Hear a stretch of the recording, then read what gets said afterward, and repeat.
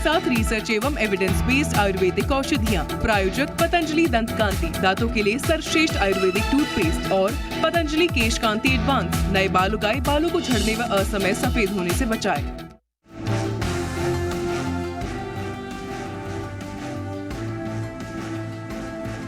लगातार दूसरे दिन फिसला बाजार। निफ्टी 55 अंक गिरकर 19,300 के पास हुआ बंद। सेंसेक्स 200 अंक टूटा। एफएमसीजी को छोड़कर सारे सेक्टोरल इंडेक्स गिरकर हुए बंद। निफ्टी बैंक में लगातार 7वें कारोबारी दिन गिरावट। 40 अंक फिसलकर 43,850 पर बंद। इंडसइंड, एचडीएफसी बैंक और पीएनबी ने बनाया दबाव।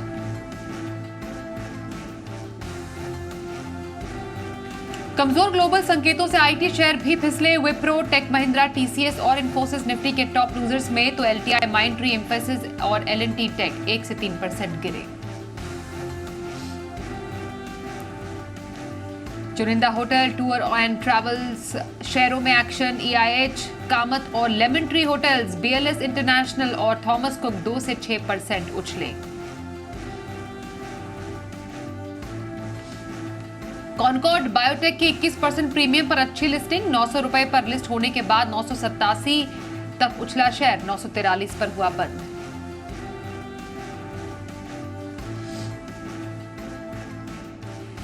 पिरामिड टेक्नोप्लास्ट का आईपीओ पहले दिन 1.5 गुना से ज्यादा भरा। प्राइस बैंड 151 से 166 रुपए। मंगलवार तक खुला रहेगा पब्लिक इशू।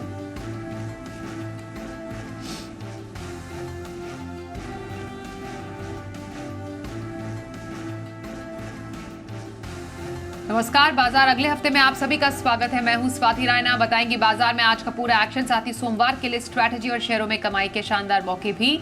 आप भी पूछ सकते हैं हमसे सवाल। फोन नंबर है हमारा 022-2300-1634 या फिर आप हमें 022-2300-1635 पर कीजिए कॉल। फेसबुक पर @ZEE Business ऑनलाइन और ट्विटर यानी एक्स पर @ZEE Business अपने सवाल भेजिए #बाजार आज और कल लिखकर। सोमवार की आपकी तैयारी कराएंगे जी बिजनेस के मैनेजिंग एडिटर अनिल सिंघवी और साथ ही आज हमारे साथ खास मेहमान है ट्रेड स्विफ्ट ब्रोकिंग के डायरेक्टर संदीप जैन। संदीप जी, स्वागत है आपका आज के इस शो में। और सबसे पहले बाजार पर एक नजर डाल लेते हैं। तो हमने देखा कारोबारी हफ्ते के आखिरी दिन बाजार में भारी उतार चढ़ाव देखने को मिला और कारोबार के अंत में सेंसेक्स 200 अंकों से ज्यादा फिसलकर 64,950 के पास बंद हुआ। निफ्टी 55 अंक गिरकर 19,310 के लेवल पर बंद हुआ, जबकि बैंक निफ्टी 40 अंक फिसलकर 43,851 के स्तर पर बंद हुआ। एफएमसीजी को छोड़ सारे सेक्टोरल इंडेक्स आज लाल निशान में ही बंद हुए।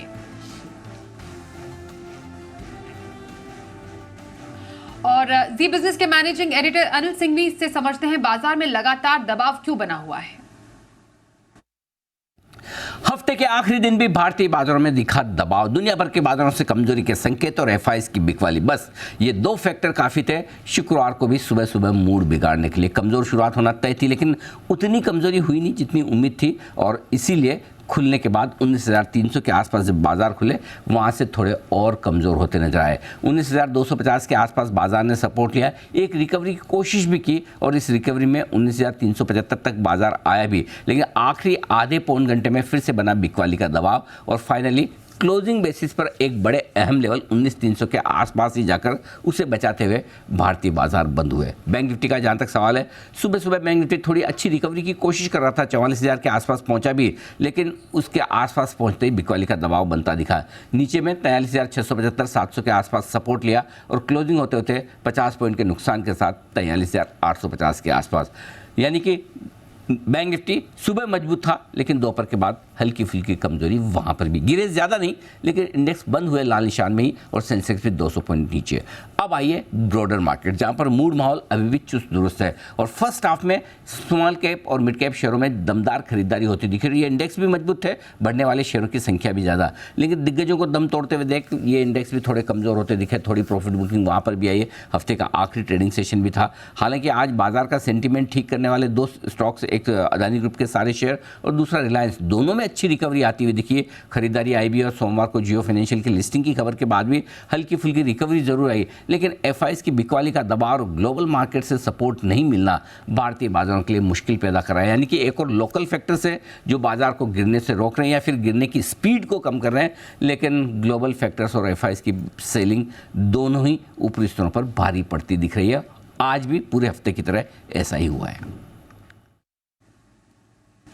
और आज के एक्सपर्ट ट्रेड स्विफ्ट ब्रोकिंग के डायरेक्टर संदीप जैन के पास जाते हैं। संदीप जी, अब आगे आने वाले दिनों के लिए, नए हफ्ते के लिए बाजार के लिए अहम ट्रिगर्स क्या रह सकते हैं, क्योंकि बाजार तो शुक्रवार को दबाव के साथ ही बंद हुआ। बिल्कुल, देखिए अभी जैसे अनिल जी ने कहा कि एफआईआईज की सेलिंग और ग्लोबल क्यूज ये दो मेन मार्केट्स की मतलब एक तरीके से कल्प्रिट्स बोल सकते हैं कि टूटने के पीछे रीजन है। बट वीकेनिंग रुपी है, फिर आपके क्रूड ऑयल भी स्ट्रेंथन हो रहा है, ये सारी चीजें भी है। फिर कुछ प्रॉफिट बुकिंग भी दिख रही है आईटी और पीएसयू स्टॉक्स में, और कुछ ऐसे स्टॉक्स जैसे कि कल दोपहर के शो में मैंने बोला भी था, जब अलग ही टाइप के स्टॉक्स जो चले हुए नहीं होते और अंडर परफॉर्मर जब चलने लग जाते हैं तो कहीं ना कहीं वो एक साइन होता है कि एक मतलब अब कॉशियस रहना चाहिए। तो मैंने शुरुआत में भी जब मंडे को मॉर्निंग शो करते तभी मैंने यही बात बोली थी कि हमें अब कॉशियस रहना है। आगे ऐसी तेजी जो हमने देखी पिछले कुछ महीनों में वैसी नहीं दिखेगी। सो ओवरऑल क्वार्टरली रिजल्ट्स भी खत्म हो गए, कोई बहुत बड़े ट्रिगर्स भी नहीं है सामने। आज रिलायंस ने जरूर से थोड़ा सा दिन में माहौल सुधारने की कोशिश की, बट ओवरऑल यूएस की इंटरेस्ट रेट्स, दूसरी कंट्रीज में इंटरेस्ट रेट हाइक्स के जो डर है, सो ओवरऑल मुझे लगता है कि थोड़ा सा कॉशियस रहे मार्केट्स में। मिड कैप स्मॉल कैप फिर भी बढ़िया कर रहे थे, बट वहां पे भी पिटाई होने लगी जब लार्ज कैप्स टूट रहे थे। बैंक निफ्टी भी ज्यादा सस्टेन नहीं कर पा रहा था। सो स्टॉक स्पेसिफिक एक्शन और कहीं ना कहीं सेक्टोरल रोटेशन देखने को मिलेंगे, एंड बहुत एग्रेसिवली बुलिश होने में कोई फायदा नहीं है अभी। So one has to wait for some good declines, and कहीं ना कहीं एक जरूर से 19,200 250 एक सपोर्ट लगता है। और आज अपने अहम लेवल के ऊपर नीचे बंद होते होते रह गया, क्योंकि एवरेजेस 300 के ऊपर का आ गया, अदरवाइज पिटाई हुई थी लास्ट कुछ 10-15 मिनट में। तो मेरे हिसाब से कॉशियस का रहने का समय है। बाजार में कॉशियस रहने का समय है। संदीप जी की राय बाजार पर। आइए कुछ स्टॉक स्पेसिफिक रेकमेंडेशन भी लेते हैं। संदीप जी, पोजिशनल व्यू किसी को रखना हो तो कौन सा स्टॉक पसंद है आपकी? पोजिशनल व्यू के लिए मैंने एक ऑटो इंसुलरी स्टॉक चुना है, और जनरली मैं ऑटो इंसुलरी स्टॉक्स पे काफी बुलिश रहता हूं, और वो है Sharda motors. Sharda motor industry, जो कि मैंने जैन साहब के जेम्स में अनिल जी के इवन बर्थडे पिक के तौर पे भी दिया था रिसेंटली। टारगेट्स अचीव होते हैं, और इस बार 831 पे आज बंद 61 पे बंद हुआ है शायद, और 920-930 का टारगेट लगाए, 835 का स्टॉप लॉस। इस पर पोजिशनल खरीदारी करने की सलाह आ रही है संदीप जी की तरफ से। आइए अब लॉन्ग टर्म स्ट्रैटेजी समझते हैं क्या है संदीप जी की। बताइए संदीप जी, लंबी अवधि में कौन सा स्टॉक है आपका पसंद?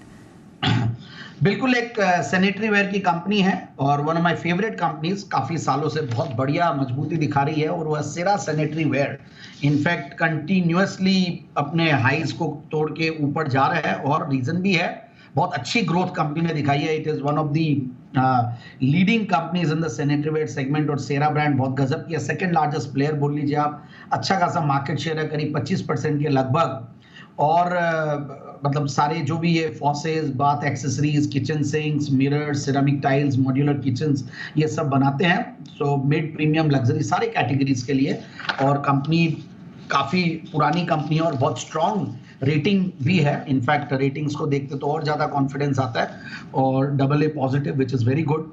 और अगर मैं फंडामेंटल्स की बात करूं तो return on capital employed is around 26%, return on equity is 20%, और जो ग्रोथ है पिछले 3 साल की करीब 25% के लगभग है। प्रॉफिट सेल्स की ग्रोथ करीब 13-14% के लगभग है। एक zero debt company, almost negligible debts है, सिर्फ 53 करोड़ के डेट्स हैं, सो विच इज वेरी लो। और क्वार्टरली रिजल्ट्स भी बढ़िया थे, 40 करोड़ का पैट था पिछले जून में, उसके सामने 57 करोड़ का पैट है, और पिछला क्वार्टर बहुत बढ़िया आया था मार्च वाला। बट यस, TTM बेसिस पे हाईएस्ट एवर प्रॉफिट्स पे कंपनी बैठी हुई है 228 करोड़ पे। और ओवरऑल मैं शेयर होल्डिंग पैटर्न देख रहा था, तो शेयर होल्डिंग पैटर्न में भी प्रोमोटर्स की स्ट्रॉन्ग शेयर होल्डिंग पैटर्न है। उसके अलावा FIIs और DIIs का डार्लिंग स्टॉक है एक तरीके से, बहुत सारे बड़े बड़े FIIs और DIIs निवेशित है इसमें। तो मेरे हिसाब से बिल्कुल इस स्टॉक को इन लेवल्स पे लिया जा सकता है। और एक और बढ़िया नाम जो मुझे शेयर होल्डिंग पैटर्न में दिख रहा था वो ये सब FII, HDFC और ये सब से भी काफी कॉन्फिडेंस आता है। स्ट्रॉन्ग ब्रांड, स्ट्रॉन्ग फंडामेंटल्स और स्ट्रॉन्ग मार्केट पोजीशन, तो मेरे हिसाब से स्टॉक को लेन लेवल्स पे और टारगेट्स 9750 से लेकर 9790। ओके, तो सेरा सैनिटरी वेयर में लंबी अवधि की खरीदारी की सलाह आ रही है संदीप जी की तरफ से। आइए पहले कॉलर से बात करते हैं। मुंबई से विजय शेठ हमारे साथ है। नमस्कार विजय जी, क्या सवाल है आपका? सर, मुझे टूरिज्म फाइनेंस कॉर्पोरेशन, मैंने 500 शेयर लिए, 101 रुपए 70 पैसे में 70। ओके, कब तक के व्यू के लिए लिया आपने? 3 to 6 month. Okay, short term नजरिया टूरिज्म फाइनेंस कॉर्पोरेशन पर रख रहे हैं। बताइए संदीप जी, स्टॉक कैसा लग रहा है आपको 6 महीने के नजरिए के लिए? टूरिज्म भी हॉट सेक्टर और फाइनेंस भी हॉट सेक्टर है, और इस स्टॉक को हमने बहुत नीचे लेवल से रेकमेंड किया हुआ है। 70 रुपए 80 रुपए मैंने, जो SPL मिड कैप सेगमेंट होता है उसमें मैंने कम से कम 4-5 बार जो शॉर्ट टर्म पिक देते हैं उसमें दिया हुआ है। बट अगेन इन्होंने काफी ऊपर के लेवल्स पे लिया है। मैं एक चीज जरूर से इनको बताना चाहूंगा कि रिस्क रिवॉर्ड रेशियोज को देखना बहुत जरूरी है। आप फोमो हो रहा है और आप एंट्री ले लेते हैं और बाद में झेलना पड़ता है, वैसा काम नहीं कीजिए। जो कंसोलिडेटेड स्टॉक है नीचे के लेवल्स पे हम लोग, मेरे जैसे और भी बहुत सारे जो एनालिस्ट है वो लोग रेकमेंड करते हैं, उनको सुनिए और नीचे के लेवल्स पे लीजिए। But yes, price to book value multiple बोल लीजिए, प्राइस टू बुक वैल्यू से नीचे चल रहा है इनफैक्ट स्टॉक, और पी मल्टीपल सस्ता है और ओवरऑल सेगमेंट बढ़िया है, तो मेरे हिसाब से इनको होल्ड करने में कोई बुराई नहीं है। ऊपर का लेवल 105 गया हुआ है, वहां से करेक्ट हुआ है, हो सकता है कि 90-95 के रेंज में आए तो उस टाइम पे ये एवरेज करने की कोशिश कर सकते हैं। So I am bullish on the stock. मेरे हिसाब से स्टॉक को आराम से 115-20 रुपए के टारगेट के लिए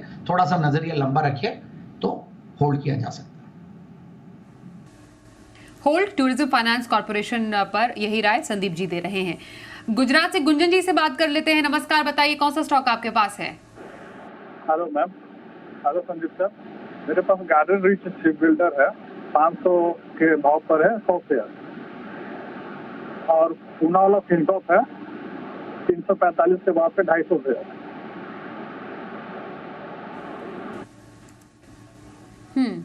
व्यू का दोनों स्टॉक्स पे कब तक का है आपका? गार्डन रीच पर 1 से 2 महीने का, और पूना वाला फिनकॉप पे लॉन्ग टर्म। ओके, 1 से 2 महीने के लिए गार्डन रीच कैसा लग रहा है आपको? 500 की खरीद है इनकी? बढ़िया है, इन्होंने अच्छा पैसा बनाया है 500 की खरीद, और इनफैक्ट देखिए ये स्टॉक भी बहुत बढ़िया चला। सारे शिपिंग स्टॉक्स कल बढ़िया चल रहे थे, कोचिन शिपयार्ड हो, GRSC हो, ये सारे अच्छा कर रहे थे, और मुझे लगता है कि आगे भी ये स्टॉक्स अच्छा करेंगे। जिस तरीके का सरकार का ओवरऑल पुश है और पूरे मेक इन इंडिया के ऊपर, और इन कंपनियों को जो वर्ल्ड ओवर जो एक्सेप्टेंस मिला और बाहर के भी ऑर्डर्स काफी आ रहे हैं, सो आई फील कि ये बने रहे गार्डन रीच। इनको 1-2 महीने की जरूरत नहीं है, मुझे लगता है कि इसमें तो बल्कि लॉन्ग टर्म होराइजन के साथ रहिए, कहीं कोई दिक्कत नहीं है। जो दूसरा पूना वाला फिनकॉर्प, हालांकि पूना वाला फिनकॉर्प को मैंने बहुत ज्यादा रेकमेंड, मैंने इनफैक्ट वेरी फ्रेंकली एक बार भी इस स्टॉक को रेकमेंड नहीं किया, और मुझे क्योंकि ये महंगा लगता है stock, price to book value multiple wise भी और पी मल्टीपल वाइज भी, बट NBFCs में बुक वैल्यू को ज्यादा देखा जाता है। बट यस, ग्रोथ है, स्ट्रॉन्ग प्रोमोटर बैकग्राउंड है, कहीं कोई दिक्कत वैसे नहीं है, रिजल्ट्स भी बढ़िया आए हैं, तो मेरे हिसाब से होल्ड करके रख सकते हैं। बाकी GRSC को थोड़ा सा नजरिया इनको और लंबा कर लेना चाहिए, मेरे हिसाब से बढ़िया पैसा बनेगा। एंड पूना वाला फिनकॉर्प में भी कहीं कोई दिक्कत नहीं है, लॉन्ग टर्म के लिए he can hold. Fincorp long term के लिए होल्ड करें, और लॉन्ग टर्म का नजरिया गार्डन रीच पर भी रखने की आपके लिए सलाह होल्ड करें। संदीप जी की राय आपके लिए। अनिल कुमार नेक्स्ट कॉलर हमारे साथ है। नमस्कार, बताइए क्या सवाल है आपका? मेरा टीवी सेड का 3750 शेयर है 111 के प्राइस से, और दूसरा शेयर है मेरा HBL पावर 700 शेयर लिए है 52 के रेट से लॉन्ग टर्म्स के लिए। ओके, दूसरा स्टॉक फिर से बता देंगे एक बार। HBL पावर पे खरीद कितनी है आपकी?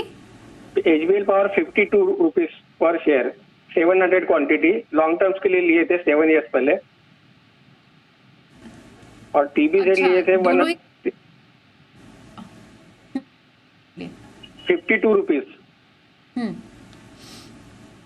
ठीक है, और टीबी जेड पर 3750 की खरीद आपकी? नहीं, 3750 क्वांटिटी है, 111 की प्राइस रेट से क्वांटिटी, सॉरी। हाँ, ओके ओके, ठीक है। हाँ, ओके, तो TBZ पर इसकी शुरुआत करते 101 की खरीद है इनकी, कुछ मुनाफा है। और HBL पावर 7 साल पहले 52 रुपए पर खरीदे थे इन्होंने। बताइए संदीप जी, दोनों स्टॉक्स पर आए। देखिए TVZ इनफैक्ट ज्वेलरी स्टॉक्स बहुत ज्यादा परफॉर्म नहीं कर रहे, बट TVZ इनफैक्ट इन दिनों में कुछ परफॉर्म करना शुरू किया है। बट वेरी फ्रैंकली मेरे लिए ये ऑफ रडार हो चुका था। मैंने पहले जरूर से चैनल पे रेकमेंड किया हुआ इस स्टॉक के बारे में, बट ज्वेलरी स्टॉक्स में बहुत ज्यादा एक्शन नहीं होने की वजह से थोड़ा सा मैंने ऑफ रडार कर दिया था, क्योंकि क्वार्टरली रिजल्ट्स भी अच्छे नहीं आ रहे थे। बट यस, नाउ इन्होंने बहुत दिनों से इसको शायद रखा हुआ है और अब वापस से भाव आ गए हैं, तो मेरे हिसाब से होल्ड करें, क्योंकि बहुत दिनों का एक मूव दिया है एंड सस्ता वैल्यूएशन है, रिजल्ट्स भी अब वापस से ठीक आने लगे हैं, सो इट्स अ होल्ड। दूसरा HBL पावर के लिए इनको मैं बधाइयां दूंगा कि अच्छा खासा इन्होंने मल्टीबैगर बनाया एंड ये सेगमेंट बड़ा हॉट है। HBL पावर सेगमेंट जो सिस्टम्स जिस सेगमेंट में है वो सेगमेंट वैसे हॉट है, बैटरीज, इलेक्ट्रॉनिक्स और इंजीनियरिंग प्रोडक्ट्स बनाती है, बट ये वैल्यूएशन के लिहाज से मुझे महंगा लगता है, दैट्स द वन थिंग। और बहुत बड़ा मूव दे चुका, तो इनको कुछ मतलब थोड़ा ध्यान रखें कि मार्केट्स में अगर करेक्शन आता है तो बहुत हाई वैल्यूएशन वाला स्टॉक हो सकता है कि एक बार करेक्ट करे, तो अभी जैसे आई थिंक 264 के लगभग हो सकता है, 225-200 के रेंज में भी स्टॉक जल्दी ही आ सकता है। ऐसा नहीं है कि नहीं आए, क्योंकि मार्केट्स में जब प्रॉफिट बुकिंग आती है तो, बट ओवरऑल रिजल्ट्स अच्छे आए थे, सो दैट्स वन रीजन कि मैं बोलूंगा कि इनको होल्ड करके रखना चाहिए। और ओवरऑल फंडामेंटल्स भी ठीक है, बस डेट इक्विटी अगर देखता हूं तो ऑलमोस्ट नेग्लिजिबल डेट्स है और ग्रोथ भी अच्छी है पिछले 3 साल की सारी चीजें, so overall it's a hold. But अगर थोड़ा बहुत अगर पार्शियली प्रॉफिट बुक करना चाहें तो उसमें भी करने में कोई हर्ज नहीं है। जी, रही आपके दोनों स्टॉक्स पर संदीप जी की राय। अगले कॉलर राजस्थान से शाहरुख जी हमारे साथ हैं। नमस्कार, बताइए कौन सा स्टॉक आपके पास है? 50 शेयर है 1600 के रेट से। फिर से स्टॉक फिर से बताइए प्लीज। अडानी एंटरप्राइजेज के 50 शेयर हैं 1600 के भाव से। मेरा नजरिया 2 साल का। ओके,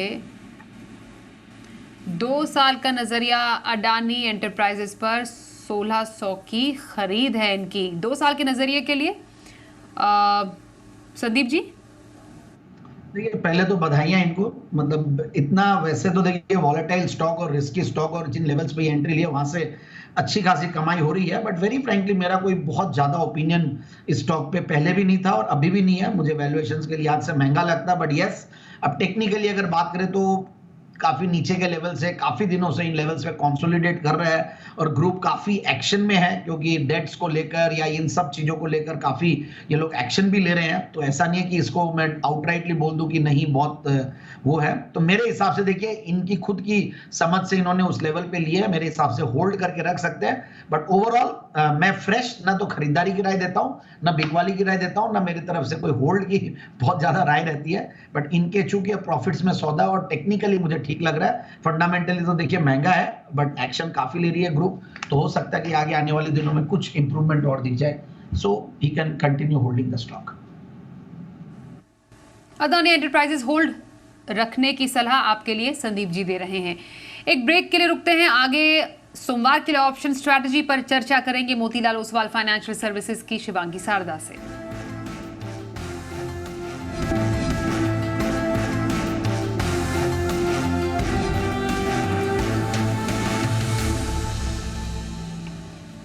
सोमवार के बाजार पर क्या रखे खास स्ट्रैटेजी और बाजार के लिए अहम संकेत, अब समझते हैं अनिल जी से। जहां तक सोमवार के बाजारों का सवाल है, भारतीय बाजार खुलने के लिए संकेत लेंगे विदेशी बाजारों से, अमेरिका से, और डाउ फ्यूचर्स 40 पॉइंट नीचे ट्रेड कर रहे थे 3 दिनों की लगातार गिरावट के बाद। देखते हैं आज अमेरिका में किस तरह का ट्रेडिंग सेशन होता है। सपोर्ट जो इमीडिएटली निफ्टी पर रहेगा सोमवार के लिए वो 19,200-250 का है, और अगर उसे तोड़ा तो 19,000 तक का रास्ता नीचे की तरफ खुल जाता है, वो थोड़ी सी रिस्की होगी। ऊपर की तरफ 19,400, 19,475 ये है वो रेंज जहां पर आपको प्रॉफिट बुकिंग आती हुई दिखेगी सोमवार के सेशन में, अगर मजबूती बनती है तो। बैंक निफ्टी का जहां तक सवाल है, नीचे की तरफ अब 43,500, 43,600 इमीडिएटली आपके लिए सपोर्ट का काम करेगा, और 44,000 44,200 ये ऊपर की तरफ आपके लिए होगी रुकावट की range. Mid cap small cap शेयरों में थोड़ा बेहतर एक्शन रहेगा, थोड़ी मजबूती रहेगी, लेकिन बाकी जगह थोड़ा सा मामला दबाव का है। और ऐसे में ग्लोबल संकेतों के बाद रिलायंस जियो फाइनेंशियल्स की जो लिस्टिंग है वो बाजार का सेंटीमेंट सुधारने या बिगाड़ने का काम करेगी। सोमवार को अगला हफ्ता बेहद इंटरेस्टिंग और अहम है। सोमवार को आपसे होगी मुलाकात। और आइए अब सोमवार के लिए ऑप्शन स्ट्रैटेजी के लिए हमारे साथ खास एक्सपर्ट जुड़ चुकी हैं, मोतीलाल ओसवाल फाइनेंशियल सर्विसेज की शिवांगी सारदा। शिवांगी जी, स्वागत करते हैं। बताइए सोमवार के बाजार में कहां पर मौके नजर आ रहे हैं? बिल्कुल, नमस्कार स्वाति जी। हमने देखा है कि मार्केट जो है वो स्टेबलाइज हो रहा है, अपनी एक्सपोनेंशियल की मूविंग एवरेज के तरफ उसने सपोर्ट भी दिया है। तो एक अच्छा स्टॉक स्पेसिफिक एक्शन हमें देखने को मिलेगा। पहला स्टॉक मेरे रडार पे है सीमेंट स्पेस में से। पूरे ही सीमेंट स्पेस में हमने काफी एक अच्छा एक्शन देखा है। एक शॉर्ट कवरिंग मूव के बाद अब लॉन्ग यहाँ ऐड होने शुरू हो रहे हैं। एक अच्छा नेगेशन देखने को मिला है डेली फ्रेम में। तो यहाँ पे ये अप्रूव जो है काफी एक अच्छा रिस्क रिवॉर्ड रेशियो यहाँ पे बैठ रहा है। तो अंबुजा सीमेंट के एक कॉल ऑप्शन में खरीदारी की सलाह रहेगी। 460 के एक कॉल ऑप्शन में इसको कम से कम 8 के आसपास खरीदे, 4 के स्टॉप लॉस के साथ और 15 के एक टारगेट के लिए। दूसरा स्टॉक मेरे रडार पे है एस्कॉर्ट, वो है ऑटो स्पेस में से। यहाँ पे भी एक बहुत ही बढ़िया एक्शन देखने को मिला है। पिछले 3 दिनों से लगातार स्टॉक में हायर हाइज बनते जा रहे हैं और एक लंबे की कंसोलिडेशन के बाद ये स्टॉक मूव होना शुरू हुआ है। तो अच्छा यहाँ पे बेस फॉर्मेशन होने के बाद यहाँ पे अब अपमूव एक्सपेक्टेड है। तो यहाँ पे 2860 के कॉल ऑप्शन में खरीदारी की सलाह रहेगी। इसको 45 के आसपास खरीदे, 25 के एक स्टॉप लॉस के साथ 85 के टारगेट के लिए। जी, धन्यवाद करेंगे शिवांगी आपका सोमवार के ऑप्शन स्ट्रैटेजी के लिए। और सोमवार के बाजार में संदीप जी, कहां पर मौके आपको नजर आ रहे हैं? देखिए, मैं जैसा कि शुरुआत में भी कॉशियस साउंड कर रहा था, तो मैं कॉन्ट्रेरियन कॉल ले रहा हूं। बाय कॉल्स तो देते रहते हैं, आज एक मैं सेल कॉल के साथ आया हूं, दैट इज पिडिलाइट इंडस्ट्रीज। और वहां पे भी देखिए महंगे वैल्यूएशंस है और 200 डेमा के नीचे आज पहली बार बंद हुआ है। हालांकि मंडे को अगर नीचे बंद होता तो और कमजोरी गहरा सकती है, बट ओवरऑल 2477 पे बंद हुआ है। 2410 का टारगेट लगाएं और 2510 का stop loss. So intraday FNO pick के तौर पे Pidilite sell call. Okay, sell call Pidilite industries में सोमवार के लिए आ रही है संदीप जी की तरफ से। इसी के साथ धन्यवाद करना चाहेंगे संदीप जी आपका हमारे साथ आज के इस कार्यक्रम में शामिल होने के लिए। रुकेंगे एक ब्रेक के लिए, आगे भी खबरों का सिलसिला जारी रहेगा। देखते रहिए जी बिजनेस।